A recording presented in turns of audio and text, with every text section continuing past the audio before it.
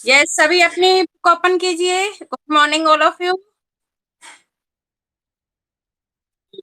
सभी अपनी ओपन कीजिए और ये आप सभी को माइक ऑफ रखना है। ठीक है, माइक रखनी है। ये देखिए, सभी माइक रखेंगे। अपनी बुक नहीं दिखानी। Yes, now open your book. Yes, ये देखिए, ये आपका चैप्टर है, चैप्टर 7, कर्ण। आपकी बुक में इसका नंबर 8 दिया होगा, लेकिन ये है आपका चैप्टर 7। देखिए, इसमें कर्ण के बारे में बताया है। आप बताइए, आपको पता था? बता सकता है भूमिका कर्ण था? का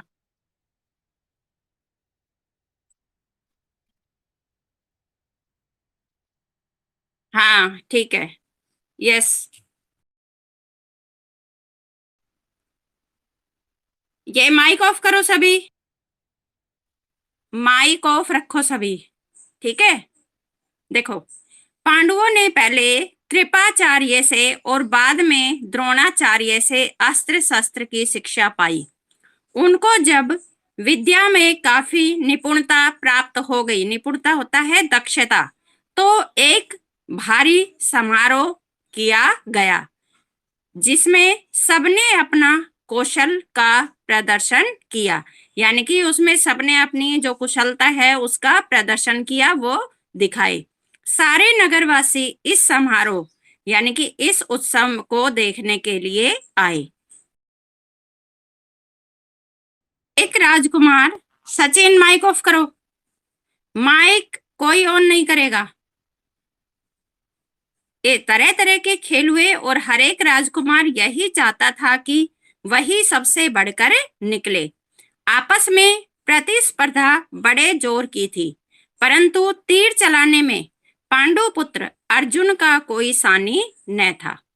अर्जुन ने धनुष विद्या में कमाल का खेल दिखाया। किसमें कमाल का खेल दिखाया? धनुष विद्या में। उसकी अद्भुत चतुरता को देखकर सभी दर्शक और राजवंश के सभी उपस्थित लोग दंग रह गए। वहां पर जितने भी लोग थे वो क्या है, उसकी जो चतुरता है उसको देखकर क्या है, हैरान हो गए। दंग होता है हैरान। यह देखकर दुर्योधन का मन ईर्ष्या से जलने लगा। अब दुर्योधन है वह ईर्ष्या के मारे जलने लगा। अभी खेल हो ही रहा था कि इतने में रंग भूमि के द्वार पर खम ठोकते हुए एक रोबीला और तेजस्वी युवक मस्तानी चाल से आकर अर्जुन के सामने खड़ा हो गया। रंगभूमि होता है जहां प्रदर्शन दिखाया जाता है, यानी कि प्रदर्शन स्थल। तो वहां पर कौन आया? एक रोबीला, ठीक है, रोब से भरा हुआ और तेज से युक्त युवक मस्तानी चाल में आकर अर्जुन के सामने खड़ा हो गया। वह युवक और कोई न था, अधिरथ द्वारा घोषित कुंती पुत्र कर्ण ही था। कौन था वो? कुंती पुत्र कर्ण। क्योंकि कर्ण किसका पुत्र था? कुंती का। और किसने दिया था, किसने प्रदान किया था? सूर्य ने। उसके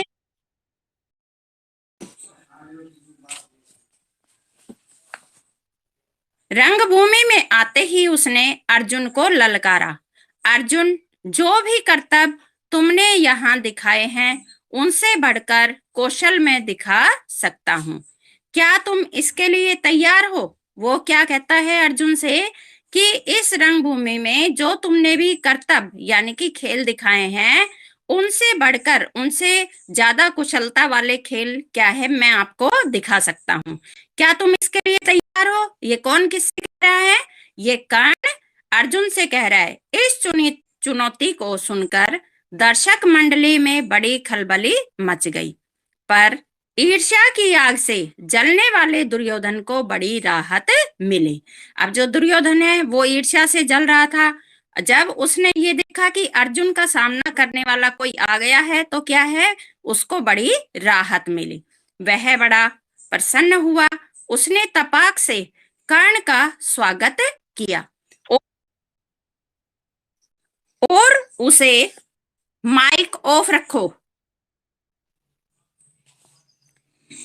इस चुनौती को सुनकर क्या है, दर्शक मंडली में बड़ी खलबली मच गई। पर ईर्ष्या की आग से जलने वाले दुर्योधन को बड़ी राहत मिली। वह बड़ा प्रसन्न हुआ। उसने तपाक से कर्ण का स्वागत किया और उसे छाती से लगाकर बोला, कहो कर्ण, कैसे आए? बताओ हम तुम्हारे लिए क्या कर सकते हैं? कर्ण बोला, राजन, मैं अर्जुन से द्वंद्व युद्ध और आपसे मित्रता करना चाहता हूँ। कर्ण की चुनौती सुनकर अर्जुन को बड़ा तैश आया, यानी कि अर्जुन है वो गुस्से में आ गया। वह बोला, कर्ण, सभा में जो बिना बुलाए आते हैं और जो बिना किसी से पूछे बोलने लगते हैं वे निंदा के योग्य होते हैं। निंदा होता है बुराई, बुराई के योग्य होते हैं। कौन लोग होते हैं? जो सभा में बिना बुलाए आते हैं, यानी कि कर्ण को नहीं बुलाया था।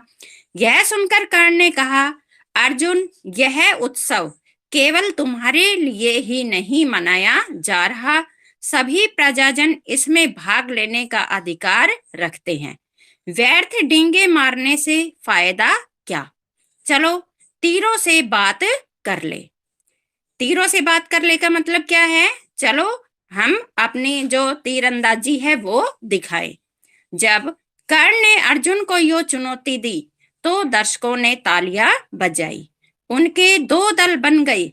एक दल अर्जुन को बढ़ावा देने लगा। अब जो वहां पर दर्शक बैठे थे देखने वाले, उनके दो दल बन गए। और तो एक दल है वो अर्जुन को बढ़ावा देने लगा और दूसरा किसको? कर्ण को।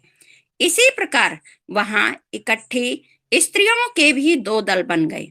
कुंती ने कर्ण को देखते ही पहचान लिया और भय तथा लज्जा के मारे मूर्छित सी हो गई। कुंती क्यों लज्जा के मारे मूर्छित हो गई? क्योंकि कर्ण उसका बेटा था। ठीक है। उसकी यह हालत देखकर विदुर ने दासियों को बुलाकर उसे चेत करवाया। इसी बीच कृपाचार्य ने उठकर कर्ण से कहा, अज्ञात वीर, महाराज पांडु का पुत्र। और किसने उठकर कहा? कृपाचार्य ने। और किससे कहा? कर्ण से। कि अज्ञात वीर, अज्ञात वीर क्या होता है? जिसका ज्ञान न हो, यानी कि जिसका पता न हो। ठीक है, जिसका पता न हो तो इसलिए उसको अज्ञात वीर कहा है। महाराज पांडु का पुत्र और कुरु वंश का वीर अर्जुन तुम्हारे साथ द्वंद्व युद्ध करने के लिए तैयार है, किंतु तुम पहले अपना परिचय तो दो, यानी कि अपने बारे में बताओ, कौन हो? क्या? द्वंद्व युद्ध होता है आपस में युद्ध होता है ना, उसको द्वंद्व युद्ध कहते हैं। ठीक है, दो के बीच में होता है तो वो होता है। किंतु तुम पहले अपना, हाँ ये माइक ऑफ रखो। किंतु तुम पहले अपना परिचय तो दो। तुम कौन हो? किसके पुत्र हो?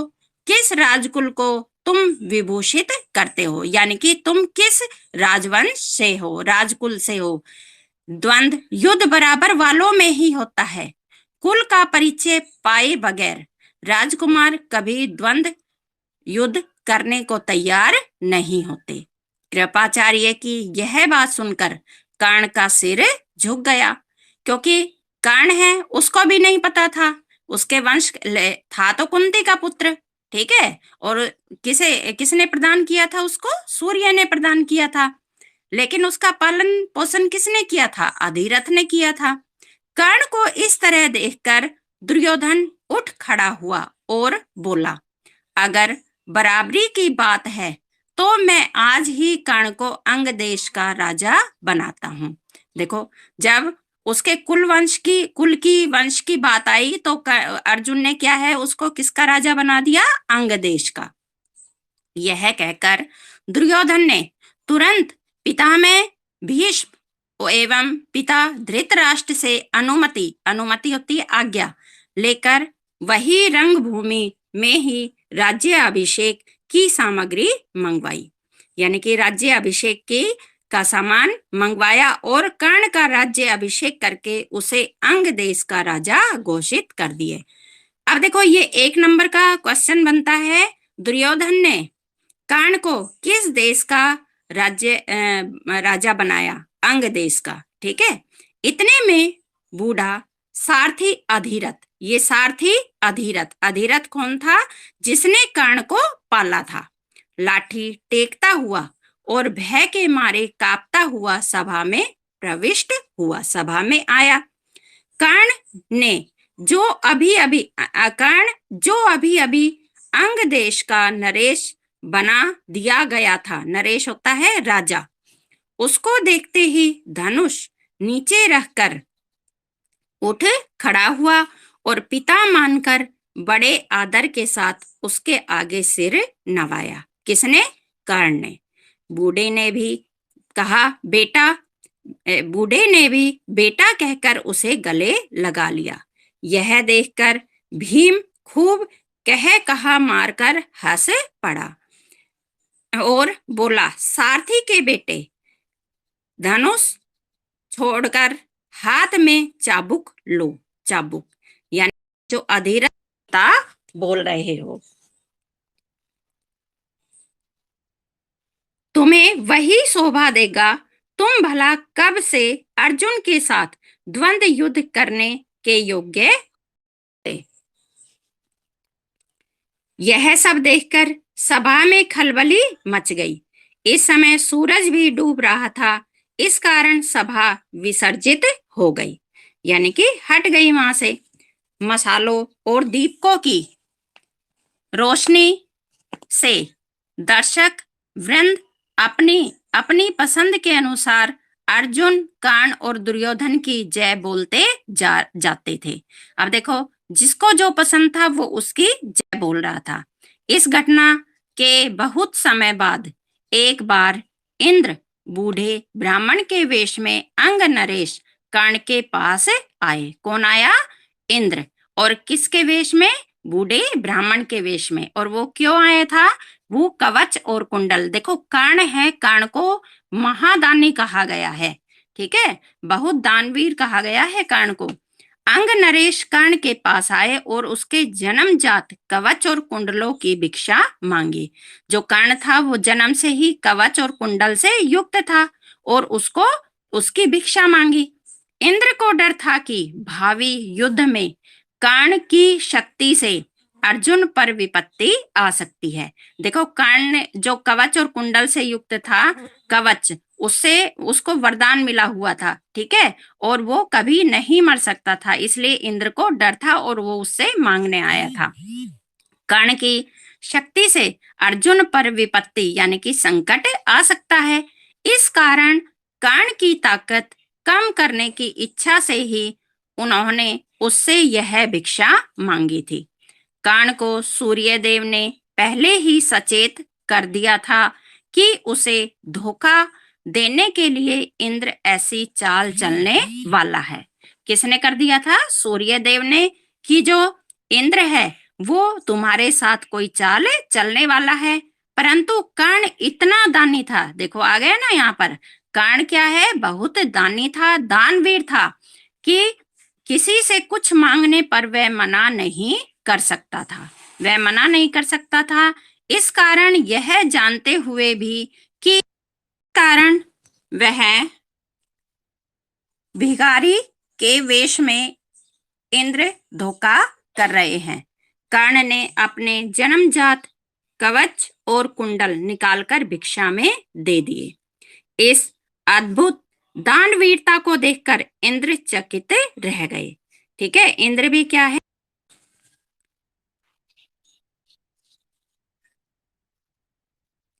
कर्ण की प्रशंसा करते हुए बोले, कर्ण, तुमसे मैं बहुत प्रसन्न हूं, तुम जो भी वरदान चाहो मांगो। ठीक है, वो नूपुर माइक ऑफ रखो। वो कर्ण से बहुत खुश हुए और कर्ण से क्या कहा कि तुम्हें जो भी वरदान चाहिए वो मांगो। किसने कहा? इंद्र ने। कर्ण ने देवराज से कहा, आप प्रसन्न हैं तो शत्रुओं का संहार करने वाला अपना शक्ति नामक शस्त्र मुझे प्रदान कीजिए। अब क्या मांगा कर्ण ने? ये शक्ति नामक शस्त्र। बड़ी प्रसन्नता के साथ वह अपना शस्त्र कर्ण को देते हुए देवराज ने कहा, युद्ध में तुम जिस किसी को लक्ष्य करके इसका प्रयोग करोगे वह अवश्य मारा जाएगा। और क्या कहा? जो ये अस्त्र है और तुमने जिसको भी लक्ष्य कर लिया, ठीक है, कि मुझे इसको मारना है, तो उस पर तुम इसका प्रयोग करोगे तो वह अवश्य मारा जाएगा, परंतु एक ही बार तुम इसका प्रयोग कर सकोगे। कितनी बार? एक बार।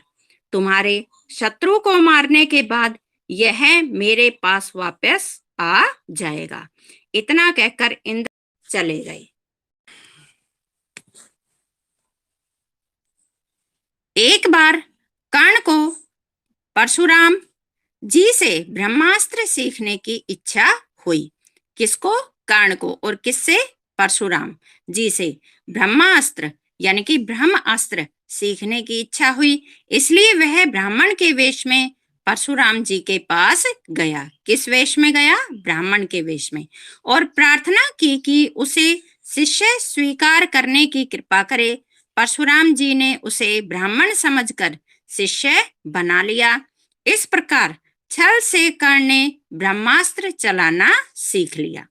एक दिन परशुराम कर्ण की जांघ पर सिर रखकर सो रहे थे। कौन सो रहा था?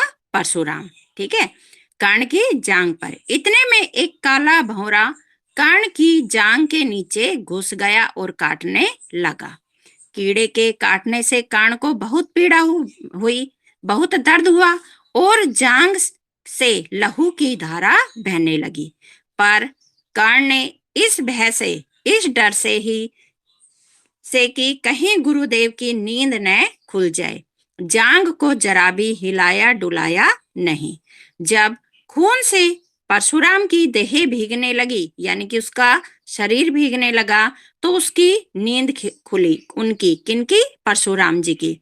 उन्होंने देखा कि कर्ण की जांघ से खून बह रहा है। यह देखकर परशुराम बोले, बेटा सच बताओ तुम कौन हो? तब कर्ण असली बात न छिपा सका। उसने स्वीकार कर लिया कि वह ब्राह्मण नहीं बल्कि सूत पुत्र है। यह जानकर परशुराम को बड़ा क्रोध आया।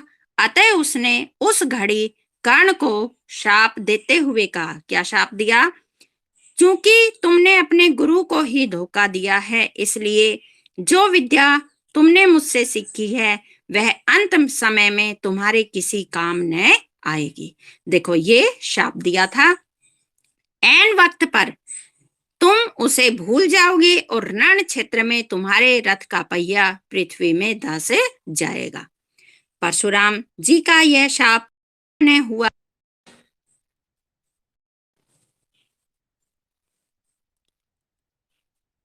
जीवन भर कर्ण को उनकी सिखाई हुई ब्रह्मास्त्र विद्या याद रही, पर कुरुक्षेत्र के मैदान में अर्जुन से युद्ध करते हुए कर्ण को वह याद न रही। दुर्योधन के घनिष्ठ मित्र कर्ण ने अंत समय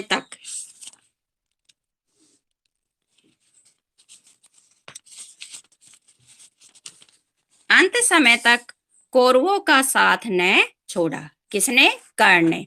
कुरुक्षेत्र के युद्ध में भीष्म तथा आचार्य द्रोण के आहत होता है, घायल हो जाने के बाद दुर्योधन ने कर्ण को ही कौरव सेना का सेनापति बनाया था। कर्ण ने 2 दिन तक अद्भुत कुशलता के साथ युद्ध का संचालन किया। आखिर जब शापवश उसके रथ का पहिया जमीन में धंस गया तो वह धनुष बाण रखकर जमीन में धंसे हुए पहिए को निकालने का प्रयत्न करने लगा।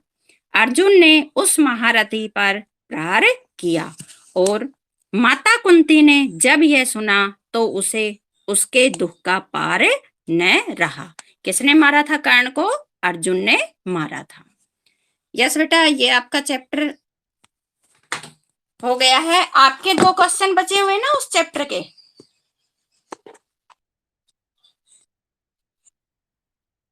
हाँ 2 क्वेश्चन बचे हुए हैं। मैं कल लिखवा दूंगी इस चैप्टर के भी और उस चैप्टर के भी, ठीक है। दोनों क्वेश्चन करवा दूंगी आपको, उसके वर्ड मीनिंग और ये जो आपका जो सेक्शन है। हाँ जी। हाँ जी।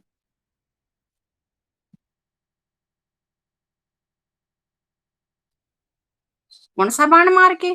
सिंपल था वो। बाण बाण मारा था, और कौन सा मारा था? लकड़ी का? ये कोई बात है? लकड़ी का, लोहे का भी हो सकता है। लोहे का होता है बाण तो, लकड़ी का थोड़ी ना।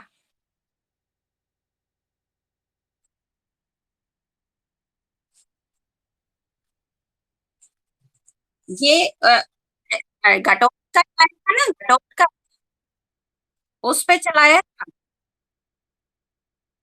हाँ, तो ये घटोत्कच। ठीक है, चलो बेटा, अब करने वाला है, क्वेश्चन करवाऊंगी, अपनी बुक पर बैठ। ठीक है, चलो अब क्विट कर दो क्लास फटाफट। Yes no.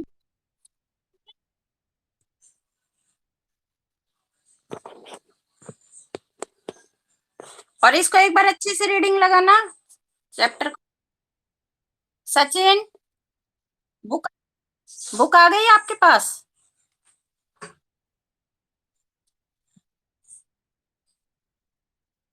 ठीक है, हर्ष के पास नहीं है?